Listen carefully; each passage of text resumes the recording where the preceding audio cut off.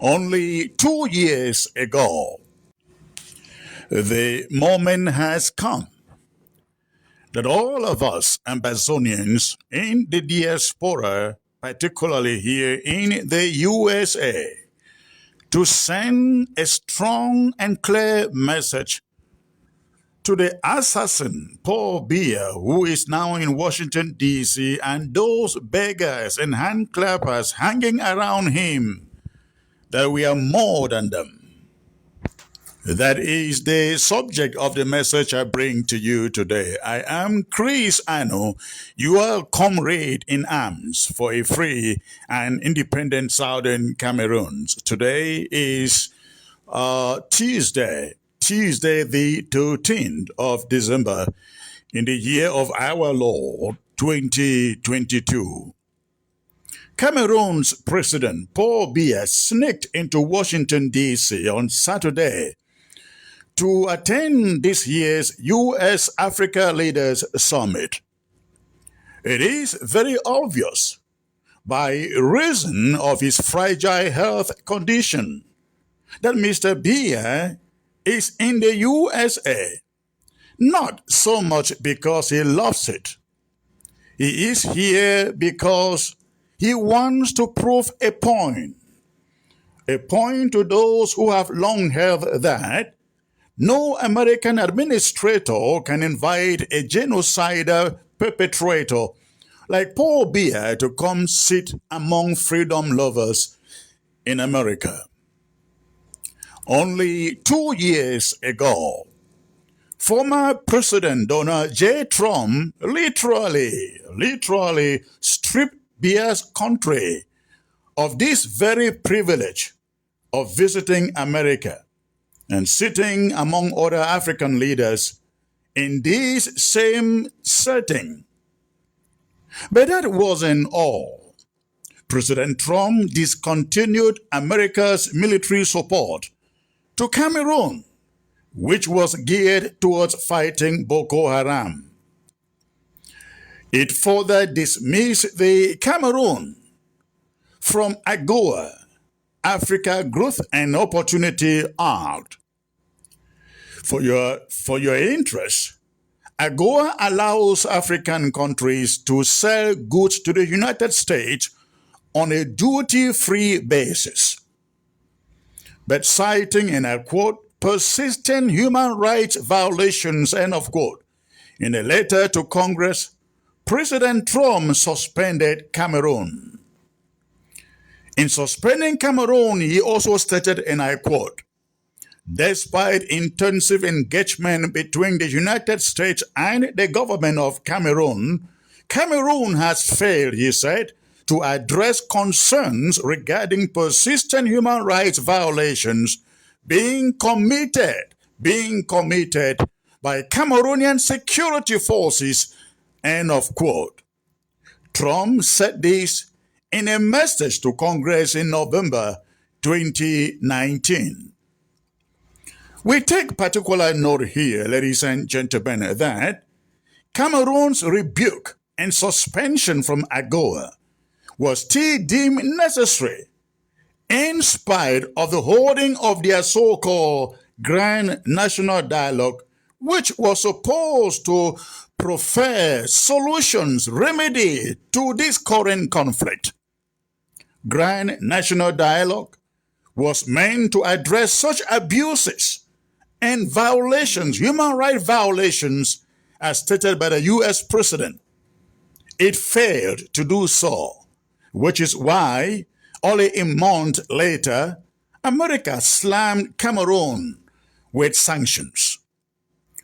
We cannot also forget that only in April this year, President Joe Biden's administration tacitly reprimanded and indicted Cameroon on the basis of her human rights records by including Cameroon immigrants in the TPS program. The TPS offers temporary protection from deportation for qualifying immigrants who are living in the USA and who come from designated nations deemed unsafe to return to because of war, hurricanes, earthquakes, or other potentially hazardous conditions.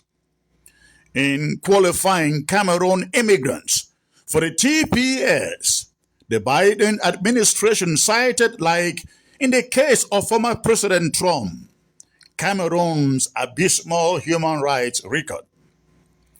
The report stated particularly that, and I quote, the primary reason for Cameroon's designation is the extreme violence between government forces and armed separatists from the terrorist organization Boko Haram and from other vigilante groups, the report stated. It continues.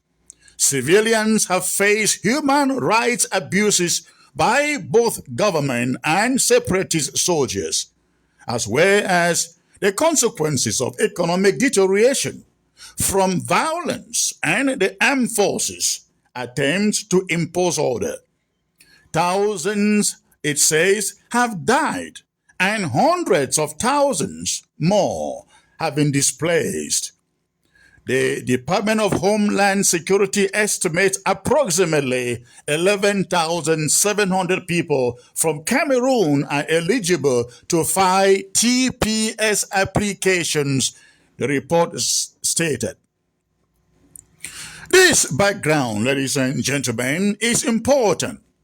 It connects us to the present invitation of Paul Biya to the USA by President Joe Biden, and questions the merit of that invitation.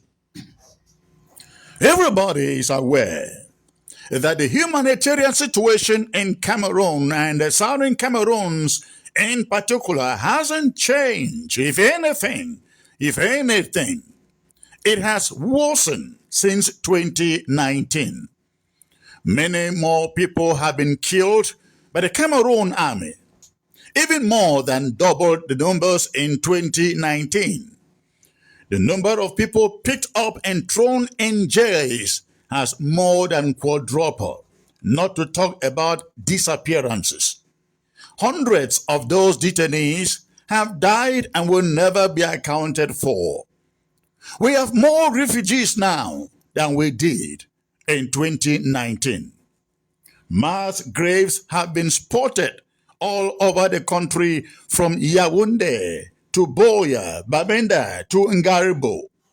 International calls for internationally supervised inclusive dialogue without preconditions have been shown by Cameroon.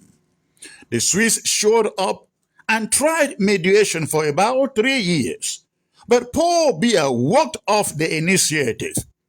And now he is rewarded by the American government with a luxury trip to the land of the brave and the land of the free. Talking about double standards here. As immigrants to the USA, some who would not think for themselves have always been told that the Democratic Party is the one that cares for the poor and the oppressed. We have always been made to believe that the Democratic Party is that party that fights and stands for the powerless. But what the leader of the Democratic Party, Mr. Joe Biden, had just done, ladies and gentlemen, inviting a genocidal perpetrator, dictator Paul Biya, to descend on American soil to call the bluff of people whose children he has ordered to be murdered, raped, and tortured. People whose homes have been razed down on his orders. People who can no longer go back to their ancestors because they fear arrest is a travesty of justice. Who says Donald Trump was a madman? He may have been a madman, but a madman certainly had human feelings. He felt the sufferings of others and he did the right thing. Now, this is certainly what you are going to hear after the assassin, Paul Biya, must have left Washington, D.C. You will soon hear that Cameroon has been readmitted into AGOA. You will also soon hear that America is restoring military cooperation with Cameroon, and that the support will, however, be directed towards targeting Boko Haram. Then, La République du Cameroon newspapers and their choir houses called television will salivate for what a great leader the assassin Paul Biya is. How you went to America and met Biden, and the separatists couldn't stop him. How the diaspora could not even show up for something as simple and easy as a protest rally, and how all Cameroonians, including those who like to refer to themselves as Anglophones, line up with a green, red, yellow flag, plus traditional dances to herald the head of state, the assassin. Fellow Ambazonians, I sent you a voicemail the other day intimating that this is the moment we know who amongst us is truly angry enough about the pogroms and the burnings that Paul Biya's army have perpetrated on our families and our people back home. You have seen in pictures the meager dozens that showed up, hiding their faces from cameras to clap for Paul Biya in front of Conrad Hotel in Washington, D.C. We need to send a message to Paul Biya and those beggars. And the message should be that those of us who detest them, who hate them, those of us who just doesn't like what they do, their support for the dictator, and those who support him, ladies and gentlemen, are much, and those of us who are against them are much more than them. We need to demonstrate the power of Ambazonia diaspora, if indeed you believe in one. We have to attest to our resolve against him, our disapproval of his invitation to America, and our unity for a free and independent Ambazonia. We need to take the message to them, the State Department and the White House, that though they intimidate us with search warrants and arrest, we are not scared, we are not deterred, we are not fearful, we are not cowards. We will fight and fight and fight until Paul Biya's government come to the negotiation table to have an honest conversation on the true root causes of this conflict. This is our mission. We are not terrorists. We are not rebels. We do not seek to overthrow a government. We seek to obtain, to restore our own country, the independence of Ambazonia, the southern Cameroons. We have to send that message on Wednesday the 14th.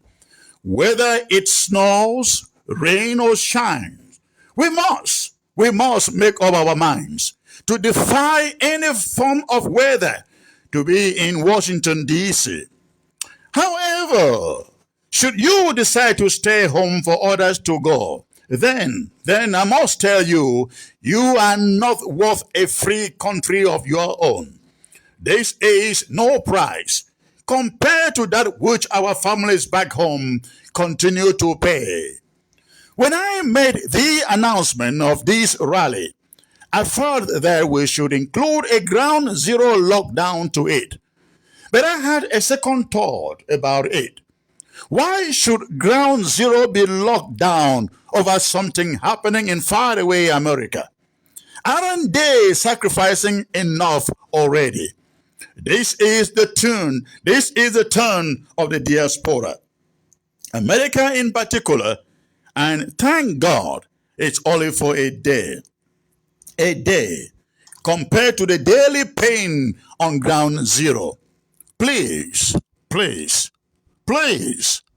put everything aside on Wednesday and let us converge in Washington, D.C. in our thousands and tell those beggars and Paul Biya the assassin that we are more than them. Then that we are more resolved than them, even though we may not have their money. We must tell them that our brothers, sisters, mothers, fathers, and children have not died in vain. If you should forget anything, ladies and gentlemen, fellow Ambazonians, please remember General Ivo Amba. Remember F.M. Chacha. Remember Tom Sawyer. Remember Mami Api. Remember the Kumba School massacre. Remember the massacre in Ngarebo. And above all, remember Field Marshal the King. Remember him. Get your placards, get your banners, and print anything you want on it, whatever is in your heart. And your national colors too. Let's confront the assassins in Washington, D.C. They can search my home 1,000,000 times. That will never intimidate me. I am going there. I am going to meet Paul Biya face to face in Washington, D.C. That is, if he will have the guts, ladies and gentlemen, if he will have the guts to show up where we wait for him. God bless you all. Thanks for listening. Again, this came to you from your comrade in arms, Chris Ano. And please make sure this message gets into the next gadget, the next person, the next phone. Thanks for listening. The moment has come